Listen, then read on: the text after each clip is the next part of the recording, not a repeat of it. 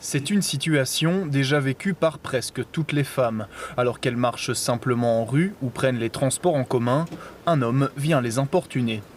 Ça peut être des remarques ou des regards vraiment très insistants. On vient vers nous, on nous pose des questions en mode, je sais pas, oui t'es belle, on nous demande notre numéro de téléphone et c'est un peu, on dit non et ça continue et ils comprennent pas en fait.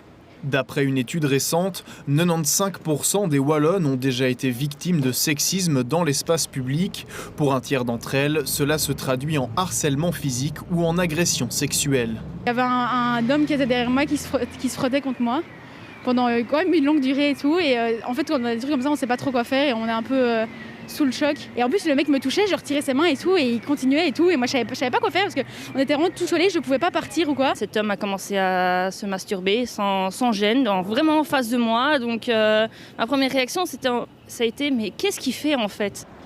Être femme dans l'espace public, c'est aussi vivre un sentiment d'insécurité. Passer une certaine heure ou dans certains quartiers, les victimes se retrouvent souvent sans réelle solution pour fuir leur agresseur. Dans la rue, on me suit, on m'appelle, on m'interpelle alors que je dis clairement que je veux pas que ce soit le cas.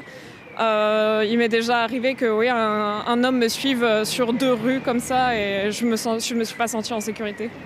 Récemment, une prise de conscience de ce phénomène a eu lieu avec le mouvement #MeToo, mais dans les faits, force est de constater qu'il reste encore un long chemin à faire.